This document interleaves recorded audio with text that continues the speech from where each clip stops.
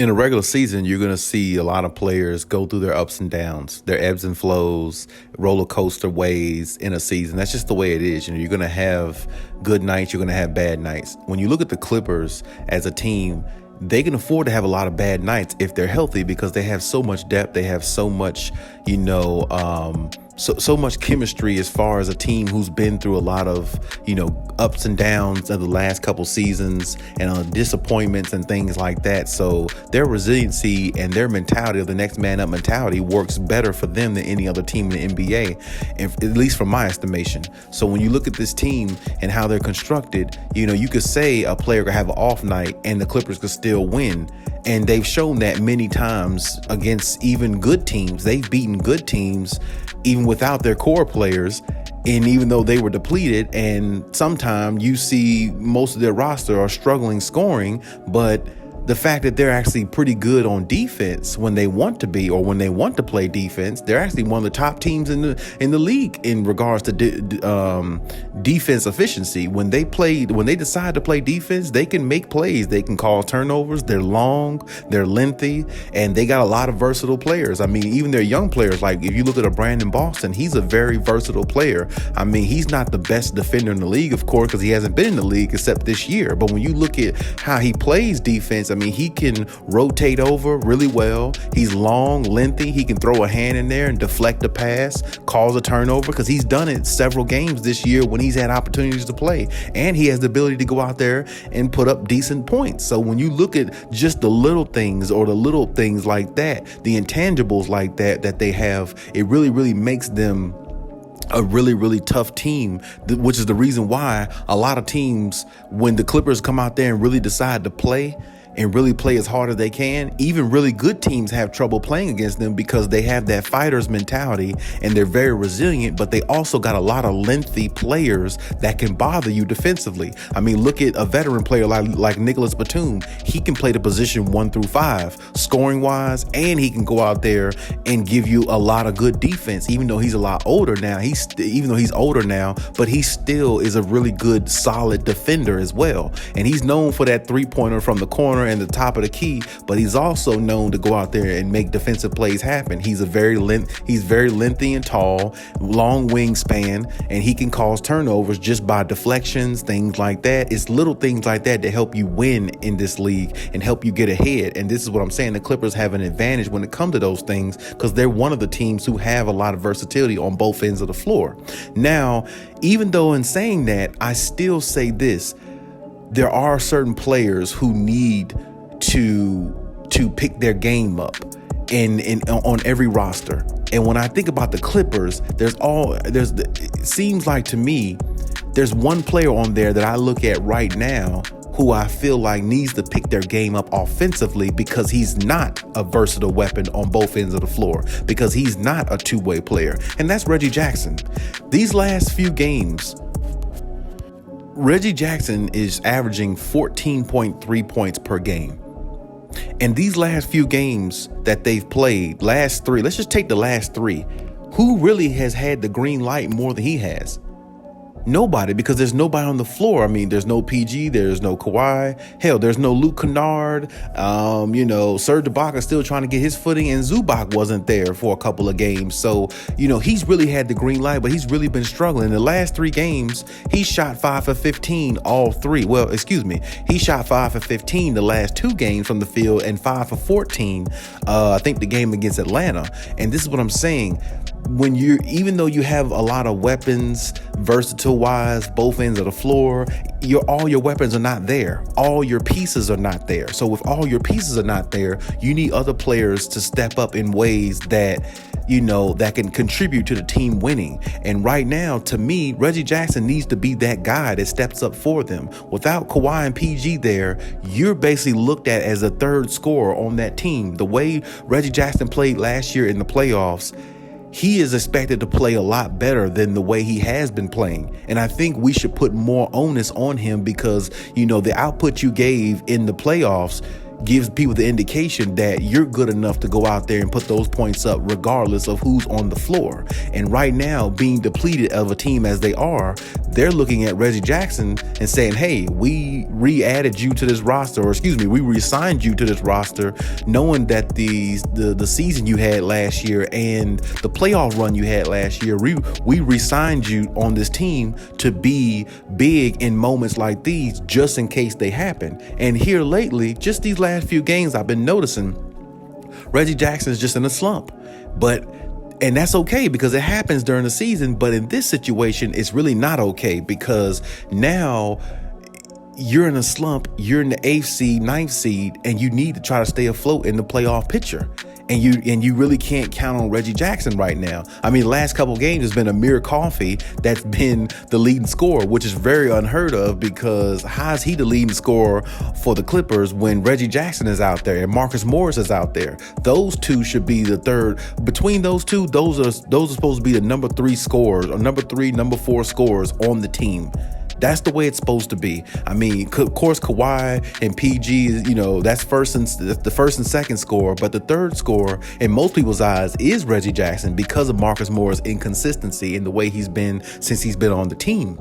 But I'm just saying, even though they're depleted, even though they, have resiliency, even though they have the next man up mentality, they have all those things, but you also need a player you can depend on. And I'm not sure if Amir Coffey and Brandon Boston are the players you want to depend on going forward if you want to continuously try to win and better your chances of keeping your playoff spot and bettering your chances of, staying in that playoff hunt. So when your big guns come back, you can make a run at the title. And this is what I'm saying. Reggie Jackson has to play better. He needs to be held accountable a lot more because, like I said, scratch the last 3 games for a second.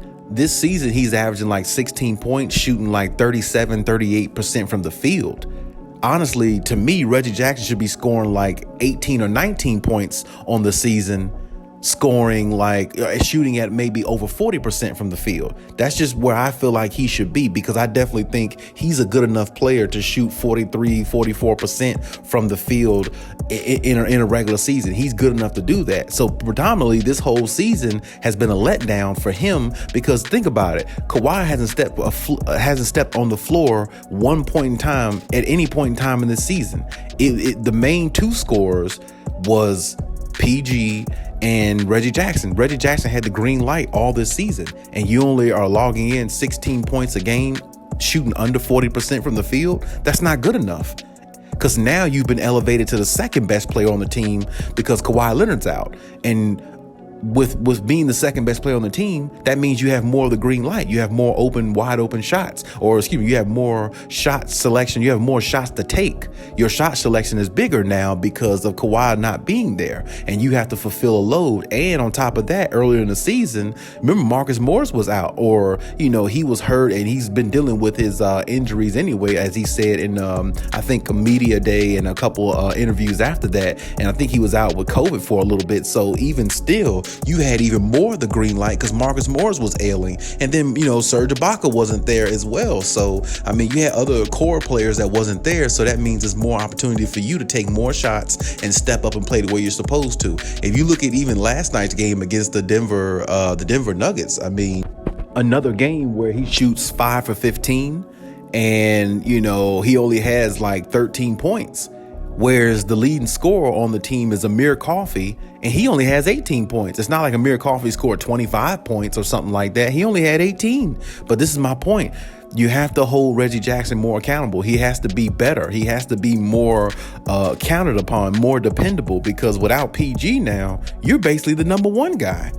Between you and Marcus Morris, you guys are the 1A, 1B, the number 1 guys to take the most shots and have the green light however much you want to. I'm pretty sure Ty Lue just lets them go out there and freestyle basically because the ball's in their hands predominantly most of the time. So it's like you have to step up even more knowing those players aren't here and you're just waning in the moment of dang, you know what I'm saying? Is last year in the playoffs, was that a fluke, or was that just a lucky moment that Reggie Jackson had? It's gonna become a question over time if Reggie doesn't pick up his gameplay more, because honestly, even into this season, even if Kawhi Leonard and Paul George come back and everything like that, what Reggie did last year in the playoffs, he's expected to mimic that going into this year and going into these playoffs. So if he's not going to replicate what he did last year at any point, it's really a travesty, because Clipper Nation was looking at him as the third best scorer and somebody that they could depend on coming in there, putting up points and doing what he's supposed to do. But right now, so far, he's not doing that. And like I said, shooting 38% from the field, Reggie Jackson could shoot probably 41 or 41 plus percent from the field. He's good enough to shoot a better percentage from the field. He just really hasn't shot well this season. He really hasn't played up to the level of expectation I thought he would. I personally thought he would average this season, maybe like 20 points per game, because like I said, Kawhi hasn't been there. You have more of the green light than you've ever had probably on any other team. And matter of fact, you have the green light on a winning type team. It's not like you have the green light on a Detroit Pistons team he played for a couple years ago that wasn't going anywhere, that didn't have a chance to win a title, that wasn't even looked at, a team that's an afterthought, and a team that still is an afterthought, even though they have Cade Cunningham, who I think is overrated right now. I don't really think he's that good of a rookie myself. He might turn into a great player, but I really just don't see it. He just doesn't really strike me as that guy that can carry a team and they'll be really good. But that's a whole other story for another day.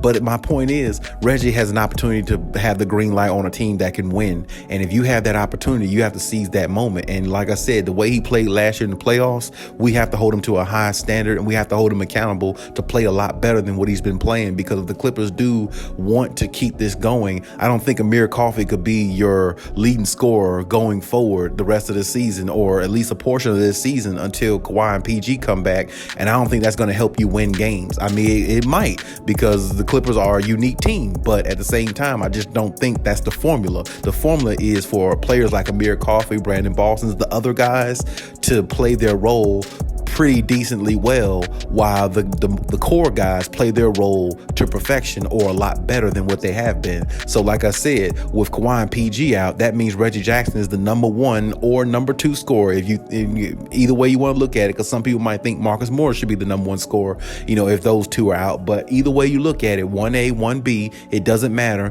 He can't have games like last night, multiple games in a row. And this is the third or fourth game in a row where he shot 5 for 15 and he scored under 20 points. And that's not good, because like I said, you're being looked at as the primary scorer with those other guys out. Hell, you're looked at as one of the primary scorers with both of those guys in Kawhi and PG, especially the way you played last year. So we're going to need more from Reggie Jackson.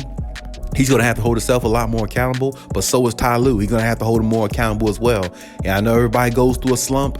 Everybody goes through that, but really all season, he hasn't lived up to expectation in my estimation. He could have been scoring more. He should have been scoring more, especially with all the COVID and injuries and everything with this team. I mean, you got to produce more, and you got to shoot a higher percentage. 38% from the field is not good enough. You've got to shoot 40+% from the field if you want to be a formidable weapon for any team that's trying to enter the playoffs and make a run for a championship. And that's just the way it has to be looked at. So hopefully, Reggie Jackson, gets it going, gets it together, gets his stride going again, gets his rhythm, because I'm telling you, it can't be Amir Coffey's and Brandon Boston's and players like that's leading scorers, that's the leading scorer of games, and you're just going to come out on top with the victory. It's not going to happen when you're playing the really good teams. It's not going to happen when you play a lot of bad teams, so maybe a couple teams might not take you serious, but the ones that do, I think they'll find a way to, neutralize a Amir Coffey or a player like that, a player of that caliber, whereas Reggie Jackson will have to step up and be the player that he should be anyway, which is the leading scorer on the team, scoring 20+ points, shooting a better percentage, along with Marcus Morris and the rest of the core players that's out there. I know injuries are a part of it, but like I said, Reggie, you're looked at as the guy, at least for now, until Paul George comes back. He's looked at the guy, and then when Kawhi comes back, of course, he's the guy, the number one young guys. So it's levels to it. And right now the level is on the third level, the third floor, which is Reggie Jackson. You're the third level guy, at least in most people's eyes. So you're going to have to pick it up, and Clipper Nation is going to have to depend on you, and you're going to have to be dependable for the rest of the Clippers Nation, and you're going to have to be the staple in regards to them holding their season together until the big guns come back. But hey, that's my take on the situation, though. You leave any comments in the comment section. Let me know what you think, as always. And hey, Khaliis out.